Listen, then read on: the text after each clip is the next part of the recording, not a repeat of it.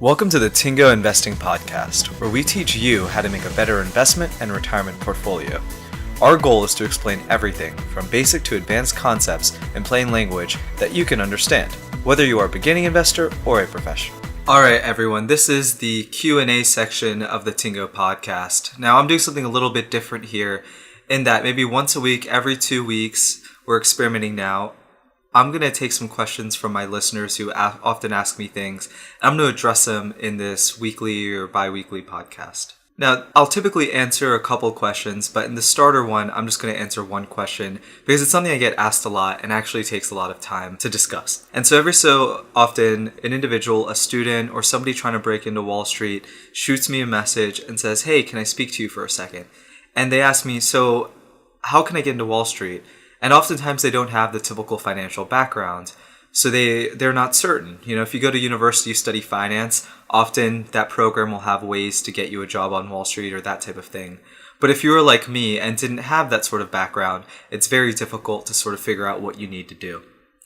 And I'm going to share my experience of how I ended up on Wall Street. And the main reason is I think it's a lesson of never stop hustling, never give up, because it took me a long time to get where I finally wanted to be. And I'm going to share with you this experience. And I think more often than not, TV, radio, or even podcast personalities tend to be very confident. And we think of them as these incredible people who just crush it at life. You know, people see me and they see that I was successful at what I did on Wall Street at my hedge fund. And they assume that I just crushed it all the time. And that couldn't be further from the truth.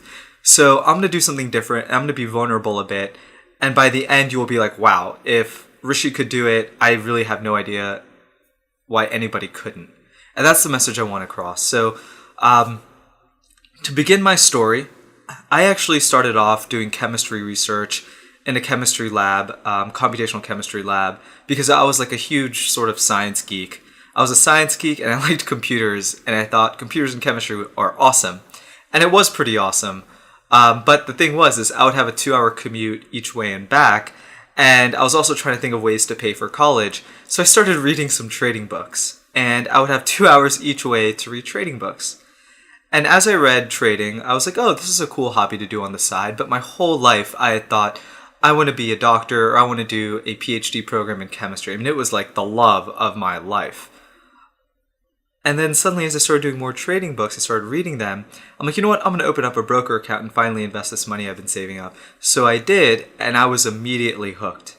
But the problem was I was going through this identity crisis. Everyone thought I was going to be this like chemistry geek. I thought I was. Things were just going wonderfully in terms of chemistry. But I felt myself getting not tired of it, but very sort of distracted from it. My focus was now becoming on markets. I was now subscribed to 2 or 3 financial publications, newspapers like Barron's, Wall Street Journal, and Financial Times, and I would just read them every day. And I was thinking, like, you know what would be kind of fun? Would be like, well, what if I built a trading platform? Like, I didn't know much about high-level programming. The type of program I did was like web programming. So I'm like, you know what? Let me teach myself this. And I built this like really quick, off-the-cuff trading program, and it was awful. It was like the worst thing I'd ever seen, and it didn't really work. So I go up to people in my chemistry lab and I say, hey, I'm working on this side project, and they were all surprisingly receptive. You know, they were like, okay, well, let's plan out like how we can make this better. And so you had people in a chemistry lab teaching me how to build a better chemistry program. So I continued to do chemistry research for like another year, and one of the scientists comes up to me. He's like, Rishi, it kind of seems like your interest is shifting into trading.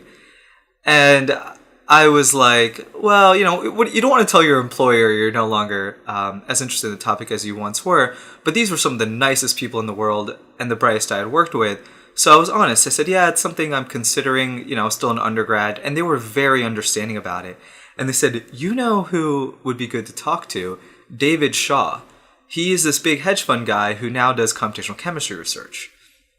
And for those of us who don't know what D.E. Shaw and Company is, I didn't. And if you don't have a financial background or a hedge fund background, you probably won't know who he is. But he started this fund. David Shaw started a company called D.E. Shaw and Company, which is a quantitative hedge fund that was at one point one of the top 5 largest quantitative hedge funds. They manage billions of dollars.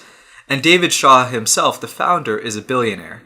Now, he took his billions of dollars and he decided to invest it in computational chemistry research. So coincidentally, you had this hedge fund manager who is now researching what I was doing. And I don't know, some part of me was like, you know what, I'm just going to email him. I'm like, he's a billionaire. He's probably going to have no idea I'm messaging him.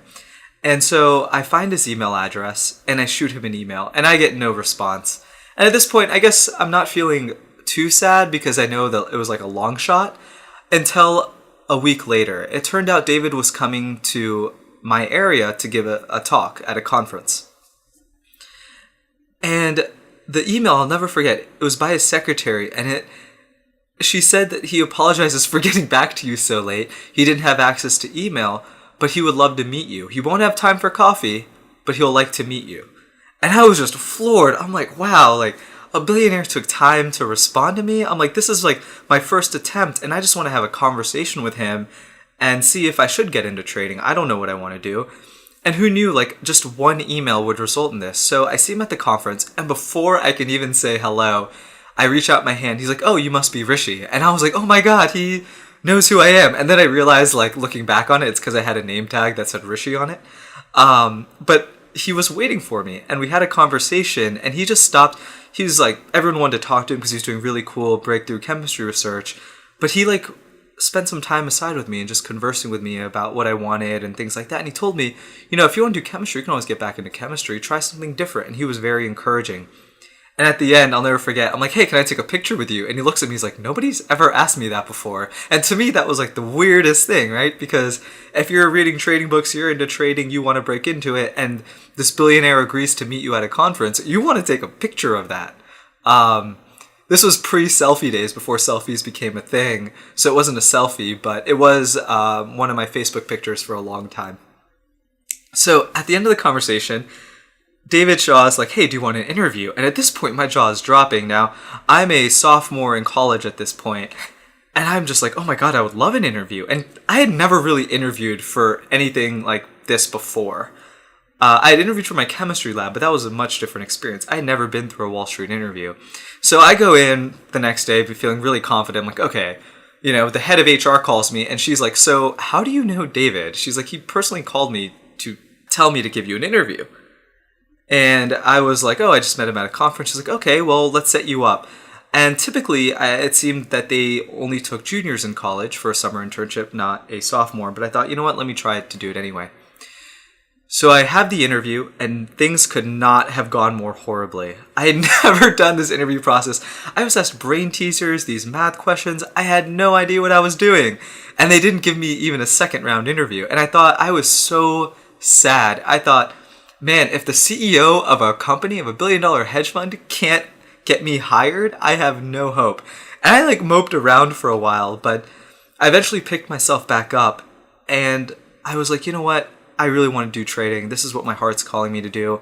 I know I've had these great experiences in chemistry. I'm not going to let this one experience break me down. So, have you ever really wanted something in life so much? I mean, think back to a time where you really, really wanted something. Maybe it was to win this game at a sport you play. Maybe it was to get these grades you wanted, or maybe it was to get this job or promotion you wanted, but you really, really wanted something. Or maybe it was to get that girl you eventually end up marrying, or that guy you end up eventually marrying. Well, for me, at this point, it was trading. I was going to do nothing to stop trading.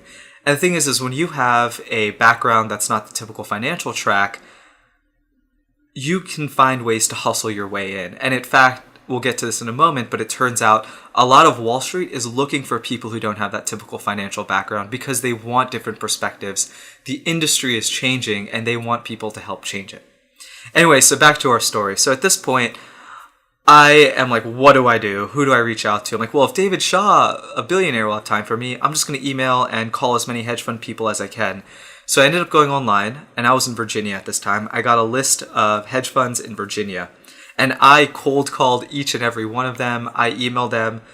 I probably called about 60 of them, and probably 3 of them ended up replying. Now, when I say called 60 of them, I also mean called, emailed, did everything I could, and still only 3 got back to me.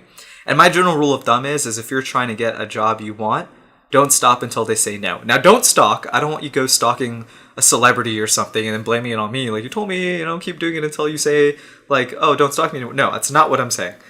I'm saying if you want something, keep having perseverance, because it's not that people don't want you, it's that they're busy with their own lives. So don't take their no response as rejection. And this is something I had to learn the hard way. I initially felt every of those 60 emails, of the 57 that didn't reply to me, I felt like each one of them was a rejection saying I wasn't good enough. That's not it. People just have their own lives. So of those 3 that responded, one wanted me to share with them the best idea for a potential internship. The other was located near my college campus, and the fund manager said, here, I'll just meet you up on campus. I'm familiar with that school. I'll just meet you there. So he does. He meets me in the dining room, and I'm like floored. And not only that, he brings another analyst, somebody who works under him, to have a conversation with me. And his analyst also went to the same university, but he went through a graduate program. And they started talking to me, and they was like, so what do you want? And they're trying to help me get to figure out what I want. And at the end of it, he's like, oh, by the way, you know my son. And I'm like, oh, who's your son? And he tells me who his son is. And turns out I had interviewed his son, for a student organization I was a part of. And it's just a small world, So the second lead, the guy who met me up, he didn't have a job available for me. So now I met 2 people. One is saying they may hire me, but they want me to send my best idea over. And then the third, I actually reached out to a mutual fund company in Florida called Fair Home Capital. Now, for those of you who don't know who Fair Home Capital is that they are possibly considered one of the top performing mutual funds. They take very concentrated bets. So one of their portfolio takes very concentrated bets, and the founder is Bruce Berkowitz, who's known to be just an incredible mind and have a great process. I'm not recommending his mutual fund. That's not what I'm saying. I'm just saying he's well known in the industry. So I cold called them, and somebody gave me a lead. Somehow they replied to me. Surprisingly, Fairhome was probably the most accessible, even though I was in Virginia and they were in Florida. So they have a conversation with me. And at this point, I had read a ton of books on trading. I'd read a ton of books on stock analysis, security analysis, probably like 20 or so books, because I'm just trying to learn as much as I can. And I call them, and the guy's like, okay, well, how about this? How about you put together a research idea and you send it over to me? So the next couple weeks, I put together a research idea, and I'm really excited because I've used all this knowledge I learned from security analysis. That's a book who was written by Warren Buffett's teachers, Graham and Dodd. And I've used some of these tactics. I'm really pumped. So I call him up, I go through my analysis, and he's like, well, you pretty much did it wrong. Like, you don't really understand these accounting concepts. And now I'm feeling dejected again. But what he said after that amazed me. He's like, but I love how you're not willing to give up. I love how you don't know what you're doing fully, but you're trying to learn. You're reading all these books. And then he said to me, truth be told, you probably won't get much from our internship. But how about this? How about when you're looking to apply for a job, you come back to us? And I was like, whoa, like a full-time job? That would be awesome. But that's a year from now. What am I supposed to do until then? So now I'm back. I've reached out to 60 people or so. 3 of them got back to me, and I still have nothing yet. And at this point, you can just imagine the amount of rejection and sadness I was facing, just sort of moping around. My family, my sister, my friends are just sort of trying to pick me back up. And it's like, well, I'm leaving chemistry. I'm not doing anything in finance. What am I doing with my life? Like, what's going to happen? And, looking back, I'm like laughing and smiling about it now. But at the moment, it's going to be tough. Like, if you're trying to break into Wall Street without a traditional background, it's going to be tough. And on top of this, I decided to make up my own major at the school I went to. And to do that, you have to take 3 advisors. I took 1 advisor from the computer science department, 1 from the undergraduate business school department, and 1 was part of my program. But the one from the undergraduate business school, I was really excited because if anyone was going to get me a break into Wall Street, it would be this guy. He's a professor in the financial sector and financial engineering. So I'm like really excited. And I go to him, I'm like, hey, can you be my advisor? And he's like, yeah, I'll do it. He's like, but I think you're going to have a lot of difficulty finding a job. I mean, honestly, your major is very out of the norm and you're probably going to have a lot of difficulty. And this made me sad, but in my heart, I just wanted to do it. And I don't know, I guess I just did it. And so I kind of went against his advice and I did it. But that choosing of the major ended up being one of the best decisions I made because, like I said, people on Wall Street are often looking for non-traditional people, especially in the trading world. And during every one of my interviews, like, oh, can you tell me about that? And they loved it. So sometimes your professors may be wrong, okay? And just, you have to do what you feel is right. Anyway, that's jumping ahead. So now I'm with this major. My professor told me no one will want. I've reached out to 60 people. It hasn't really led to anything. And I decided, you know what? I'm going to keep searching. And turns out there is this hedge fund manager in the town I'm in. And he's becoming like a big guy. There are articles written about him, all this sort of stuff. I realize he's probably my last hope if I want to continue being in school and also work. And I reach out to him, no response. I call him, no response. I call the office, no response. I call him and finally they say, okay, send us an email. I send him an email, no response. I call him again and finally like, oh yeah, send us an email again. I send another email, and this happened over a period of 2 or 3 months. It wasn't like I was calling every day. And then finally I get an email back saying, hey, someone in our firm is interested in you. Can you answer these questions? And they gave me 4 or 5 essay questions to answer. And I'm like, what? Seriously? And the questions were based off this prediction competition that started when I was in 3rd grade. And the prediction competition was, did you participate in this competition? If so, what was your algorithm? And I was in 3rd grade. I'm like, how am I supposed to reply to this? So I'm like, you know what? I'm going to take the perspective, well, if the competition was today, what would I do? And I sent an email and I got a letter back saying the fund manager would love to meet you. And I was ecstatic. Now, at the same time, I had just heard back from Goldman, and Goldman wanted to interview me for a trading internship. So I now have 2 amazing opportunities, and I'm really excited. So the Goldman opportunity, that was first. I go in, and this is when I realized I only truly want to do trading. So I had coded up some trading things. So I was trying to teach myself how to program, how to build trading models, how to do analysis of stocks and all that sort of stuff. And I'm sitting, and there are 2 people from Goldman interviewing me in a room, and they're like, oh, can you tell me about it? And I suddenly was now on my hands and knees on a table writing all this sort of stuff about how my trading model works, what I'm doing. And my suit jacket's off and I'm literally not seated at all. My knees are touching the ground and I'm working on a table like you would see a toddler coloring in a coloring book. And I look back and I see a smile on the 2 interviews' faces, and I quickly realized I've committed a huge social faux pas. This is not how you're supposed to be in an interview. You're supposed to keep your tie on, be formal. And here I am grinding away, and my tie is now loose. And that's when I realized, trading gave me the same excitement as I got when I was younger. And that's why I just loved it. And so they flew me to New York. And now I'm in New York interviewing at Goldman. This is going to be my dream job, my big break. So I go in, and the interview experience could not be any more different. I'm trying to show that I'm smart. I'm trying to show that I'm what Goldman wants. And then finally, one of the desk heads at Goldman stops me, and he's like, Rishi, look, dude, I know you're smart enough. We took you to New York. I don't care about that. I just want to know if I'd like you. I mean, I'm going to be sitting next to you 14 hours a day. Are you likable? And then they didn't give me the job. And it hit me that wow, I'm not a likable person. But it turns out if I had interviewed myself then, I would not like myself, because I was nervous, full of this nervous energy, just wanted to prove myself, rather than be who I wanted to be, or rather than be the person I am. This is single-handedly the greatest interview advice I've ever gotten. If you were interviewing for a Wall Street company and they fly you to New York, the best advice I got is they probably know you're smart enough because they put money to fly you over. They're truly trying to decide if they just like hanging around with you. So don't try to be overly impressive. Be confident, say who you are, but don't try to be impressive. Just be yourself and be likable. Just be, you yourself are likable. I think it's when we have fears and concerns is that we become less likable. Anyway, so now I'm back and I have no goal in interview. That was the end of the recruiting season.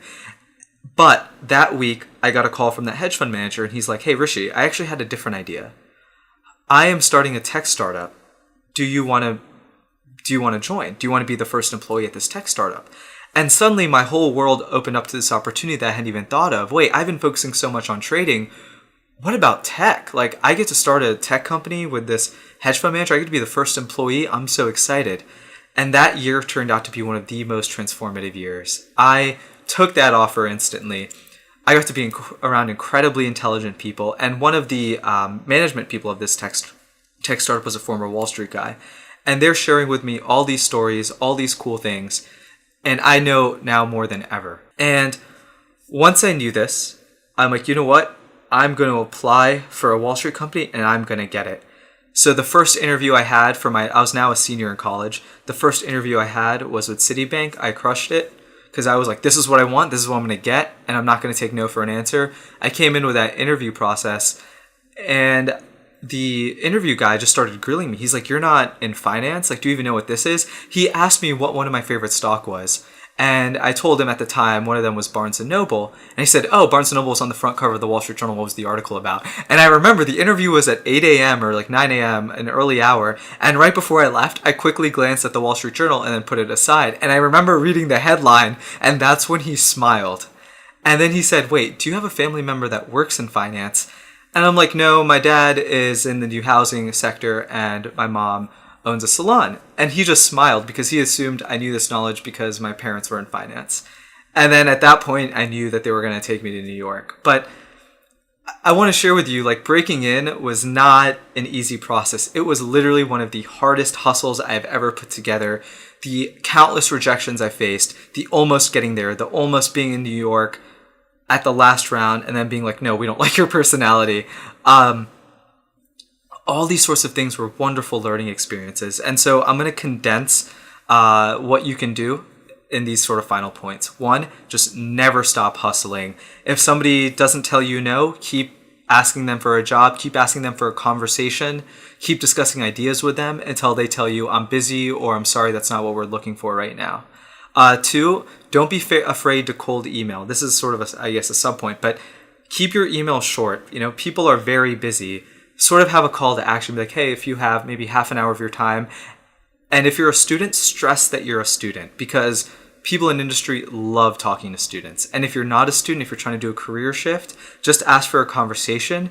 And people love hearing about themselves. So shoot them an email and say, hey, I've read this about you. I'm interested in this. And then give them additional ideas. People love discussing ideas. So you want it to be a two-way conversation and do everything you can. So never stop hustling. Don't be afraid to cold email. Don't be afraid to cold call. And don't let your self-worth be tied into what others think of you. Know that every opportunity where someone says no is an opportunity to improve yourself. And also know that when you meet these people, and they say no, and you're like, I want to be this person. Well, think to yourself, well, you don't want to be that person. You are that person. You don't want to be someone who ends up on Wall Street. You are somebody that's going to end up on Wall Street. And when you put yourself in that mindset, you'll start doing things. You'll be like, you know what? I'm going to be the type of person I'm going to be the person who ends up on Wall Street. And this is what somebody who ends up on Wall Street does. And I see this all the time when I've interviewed candidates or interviewed them for jobs or scholarships. And it's the same thing. You have a group of people who say, oh, I want to be a doctor. Or they say, I want to be on Wall Street. And then you ask them, okay, well, what have you done to be on Wall Street? What have you done to be a doctor? And they're like, well, I'm taking pre-med courses or I'm taking finance courses. Cool. So are thousands and thousands of other people. Probably tens of thousands of other people are doing this. Who cares? And then there's some people who say, I want to be a doctor. And then they say, I want to be on Wall Street. And then you ask them, okay, what have you done? And they say, well, I'm doing research in a lab. I'm volunteering at a hospital. I'm meeting with patients. I'm shadowing a doctor. Or they might say, oh, I'm meeting with as many people as I can on Wall Street. I'm interviewing different traders. I'm coding up a trading strategy on my own. I have a portfolio of companies I've researched, and here's my research. Now, you want to be in the latter group. You don't want to just say, hey, I want to be on Wall Street. You got to just hustle. You got to work hard. You got to show that you want to be there. And even after you do all that, you're going to get rejected a ton if you haven't heard from my story. But all you need is one person to believe in you. That's it. And you need one person who believes in you, likes you, and is willing to mentor you. And I can just tell you, once I got my foot in the door, things rapidly changed for me. And suddenly I felt in a comfortable environment. I moved to a fund and I just felt really at home. I got to work with some very talented people and I had a lot of fun. So the hardest part for me was getting my foot in the door. And that's probably going to be the hardest part for many people if you don't come from a financial background. So I know this is a long podcast about breaking into Wall Street, how I did it. But this is a question a few people from my online community have called me about. And I have no problem. If you want to talk to me one-on-one about landing a job on Wall Street, shoot me an email, rishi@tingo.com, rishi@tiingo.com. The fact is, if you made it to the end of this episode, it means that you want to listen, you do care, and I love to help people like that. Typically, I'll ask, you send me your resume, you send me your current, what you're studying, things you've done, and I may just shoot you an email back, or we can schedule a call if it's a little bit more complicated. But this is something I truly love enjoying to do, and I hope you'll really take me up on this offer. Just know nothing is impossible. You got this. And I've probably spoken to 4 or 5 people in my online community about this, and I typically have phone calls that range from 30 minutes to an hour. And then sometimes I'll do mock video interviews. And I do this because I knew this would be really helpful for me to do. It's not something I charge for, but if I get a lot of requests, I'll have to figure out a way to filter it. I won't be charging, but I may have to, do things to limit it. But don't let that stop you. Be the first person to email me. Be the first person to be like, hey, I want a phone call from you. And I'll pretty much do everything I can just short of getting you a job, because that's not what I'm going to do. I'm going to teach you how you can get the job that you want. All right, everyone. Thank you. This is actually one of my favorite questions to answer because I get to talk about myself and my struggles, and I get to be vulnerable, and I think that's what makes us human. So the following weekly Q&As are going to be more about sort of market topics, and if some of them are personal, so be it, but some of them are going to be talking about like topics like, okay, well, what about real estate? What should I do with real estate? How does that fit into my portfolio? Or what should I do about things like, how do I know if a market move is significant? The market moved, let's say 1% one day. Does that actually mean anything? Like, why does the media get excited? So these are types of questions I'll be answering going forward, and I'll be making them accessible. All right, guys, thanks for everything. And like I said, my email is rishi@tingo.com, rishi@tiingo.com. I look forward to hearing from your feedback.